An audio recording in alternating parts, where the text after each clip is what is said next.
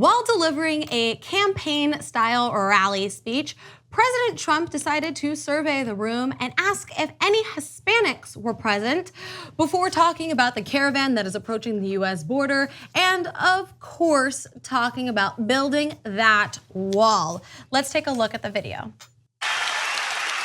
Hispanic unemployment. Any Hispanics in the room? Hispanic? Nah, not so many, that's okay.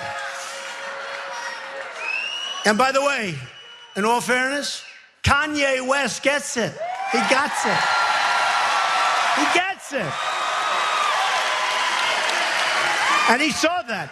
When he sees that African American unemployment is the lowest in history, you know, people are watching. That's a very important thing he's done for his legacy. It's a very important thing.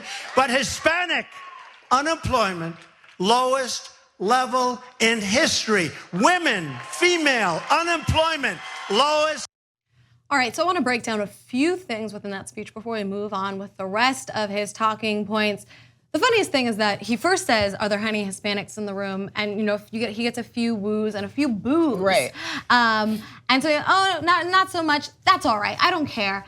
And then, on the same train of thought, he just decides to mention another person of color because he puts them all in the same category. He's like, Hispanics, all right, also Kanye West. Also, let me think of another marginalized group. Oh, yeah. Women too. Well, and then he talks about the fact that it is at like the lowest, unemployment rate. And it is one of my biggest pet peeves that he takes credit for this, because he doesn't deserve credit for it, right? It's been on a steady decline for years now. Right. And so yes, it's at the lowest, and then next month, it might be at the lowest, depending on the rest of his policies. Now let's go on to a lot of the other things that he said.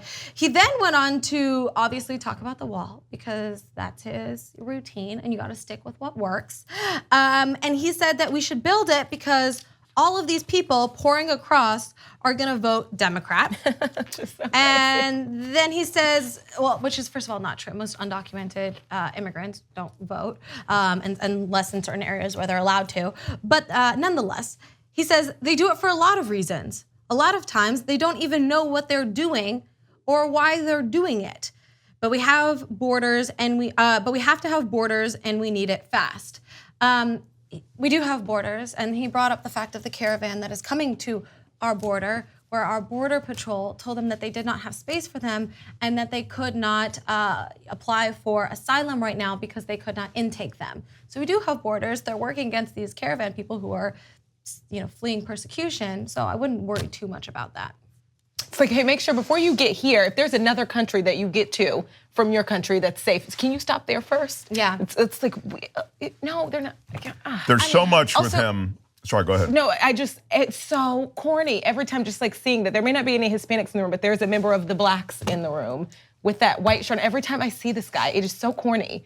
And it's just, I wish that somebody would be like, you know what, stop, take the shirt off, maybe. But this identity, stop. The identity politics that he messages constantly, it's simple, and as you say, it's a fraud, at least in terms of, in this case, minorities and people of color. But you know what? It works, and it works with his base. And even throwing in that Democrats thing, as Hannah says, it's absurd. So people come here illegally and they're going to be voting as Democrats. I mean, that doesn't even pass the smell test. Yet in the room, it gets applause. I mean, because people are going, yeah. They're just looking for any reason to go, yeah. So as one-dimensional and wrong as a lot of these messages are, they work with his base, and sufficiently enough that it carried him to the Oval Office.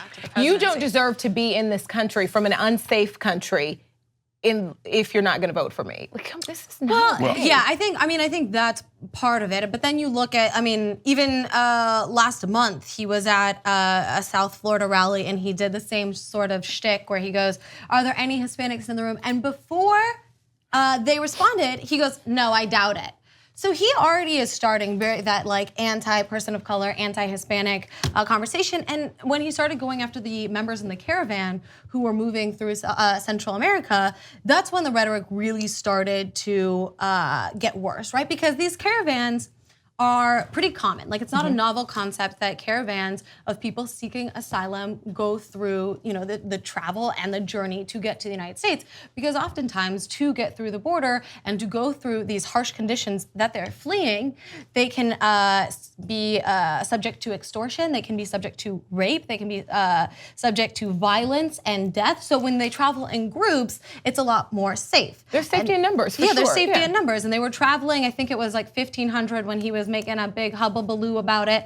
But now I think there's only about 50 people who tried to seek asylum today. Most of them are women and children and members of the transgender community who are seeking, who are facing violence in their own countries, and they deserve asylum. And it's illegal for the United States to not see if they qualify for asylum. So FYI, maybe do that. And although that process, I suspect, is now rigged such that it's going to be very hard for them to get asylum, but I'm so glad that you summarized where they're coming from, which is an atmosphere of violence and horror, and then they're having to traverse this huge area to get to the United States and then endure more, as you say, threats of violence, rape, and other horror. And then finally, when they get to the finish line, now they're dealing with a America that isn't really open even to a conversation. I mean, a serious conversation. Democrat. Because they're going to vote Democrat. That's the main reason. But that's the truth of the matter is, you're right. Like, they face violence along the way. I mean, they're fleeing some of the most violent countries in the world: Honduras, El Salvador, Guatemala, and then they get to the border, and now these mothers and their children are camping out at the border where we know it's not safe, right? Where we know that they are going to be subjected to any sort of threat, and we're being like, oh, sorry, we're at capacity. I mean, it's absurd and it's illegal. And something that you pointed out, it is important to note that this is nothing new.